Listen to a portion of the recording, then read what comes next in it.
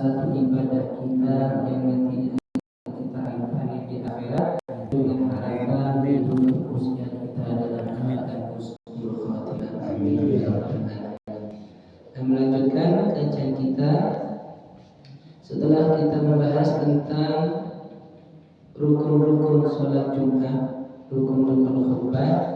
Kemudian dikatakan oleh sang mu'allif, sang pengarang kita, melanjutkan dengan wasolatul jamaah wasolatul janazah fardu kifayatin. Sholat jamaah 5 waktu, wasolatul janazah dan sholat janazah fardu kifayatin, hukumnya fardu kifayah. Pertama kita bahas tentang sholat jamaah. Sholat jamaah hukumnya fardu kifayah. Apa itu fardu kifayah? Fardu kifayah ialah sesuatu yang wajib bagi semua orang. Tapi apabila ada 1-2 orang mengerjakan kewajiban tersebut, maka gugurlah daripada kewajiban yang lain.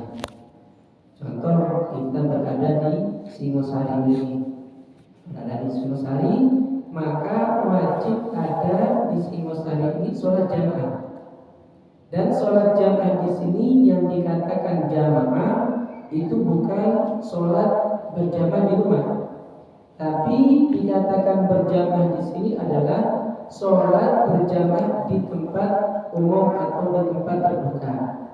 Contoh masjid, musola, ini yang wajib. Kalau masih sholat berjamaah di rumah walaupun dengan banyak orang, itu belum menggugurkan kewajiban fardu kifayah berjamaah. Nah, maka wajib ada di satu daerah itu mengerjakan sholat berjamaah. Harus di tempat terbuka, musola, masjid, atau misalkan ada surau atau yang lainnya, maka itu sudah menggugurkan fardu kifayah. Tapi kalau mengerjakan di rumah, walaupun setiap rumah mengerjakan sholat jamaah, tidak termasuk gugur kewajiban berjamaah. Itu yang pertama. Kemudian yang kedua, sholat jenazah sama. Sholat jenazah hukumnya fardu kifayah. Wajib bagi seluruh penduduk desa itu melakukan sholat jenazah jika ada orang yang meninggal. Misalkan satu Singosari ada orang meninggal, maka wajib ada orang yang menyolati si mayat tersebut, walaupun cuma 1 orang. Misalkan Pak Mudinito, Ustaz Teto, itu sudah gugur kewajiban mensolati jenazah. Tapi lebih afdol banyak, sampai dikatakan kalau ada yang melakukan sholat jenazah lebih dari 40 orang, maka akan diampuni dosa daripada si mayat tersebut. 40 orang. Ada yang mengatakan 4 shaf, maka si mayat tersebut akan diampuni dosanya oleh Allah Subhanahu wa taala. Misalkan ada orang mensolati mayit 40, maka kalau bisa dibuat 4 shaf. Yang 4 shaf itu anjurannya. Agar apa? Karena Nabi mengatakan jika ada orang meninggal disolati oleh 4 shaf orang, maka orang tersebut akan diampuni dosanya oleh Allah Subhanahu wa taala. Ini utamanya bagi orang yang meninggal disolati oleh orang sebanyak 4 shaf tadi, walaupun kurang dari 40. Yang penting 4 shaf. Itu yang kedua. Hukum keduanya, sholat jamaah dan jenazah ini fardu kifayah, wajib ada di satu daerah yang mengerjakan. Terus ada batasan berapa jamaah itu yang disebut berjamaah? Dikatakan cukup 1 imam, 1 makmum. Ini sudah menggugurkan kewajiban berjamaah. Jika lebih banyak, lebih afdal. Imam, makmumnya 10, 50, lebih banyak, lebih afdal. Tapi ukuran berjamaah itu dikatakan imam 1, makmum 1 sudah dikatakan berjamaah. Banyak utama jamaah. Maka anjuran Nabi ketika kita melaksanakan sholat diusahakan berjamaah. Kenapa? Nabi pernah bersabda, "Sholatul jamaah tafdulu ala sholatil fardhi bisab'in wa ishrina darajatan." Sholat jamaah itu lebih utama daripada sholat sendirian.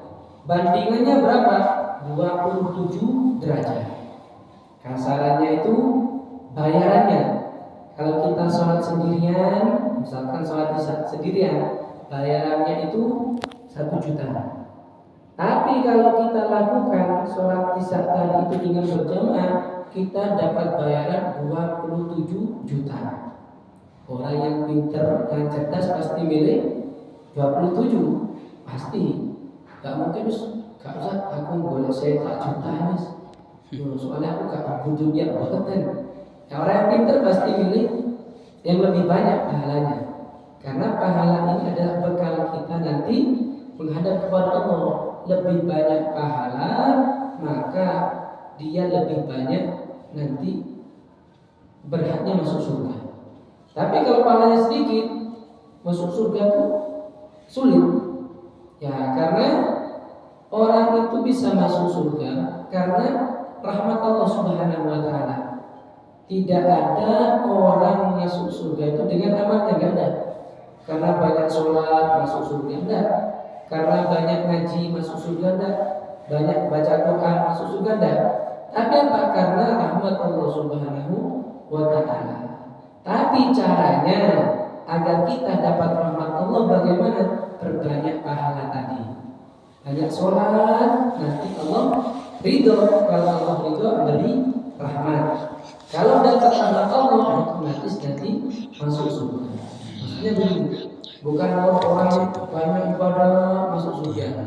Kalau nggak dapat rahmat Allah, seperti ada orang sodako, banyak sodako, tapi sodakonya nggak ikhlas. Berarti apa? Nggak dapat rahmat Allah, dan nggak dapat pahala. Nanti nggak bisa masuk surga. Karena apa? Karena tidak dapat rahmat Allah Subhanahu wa taala.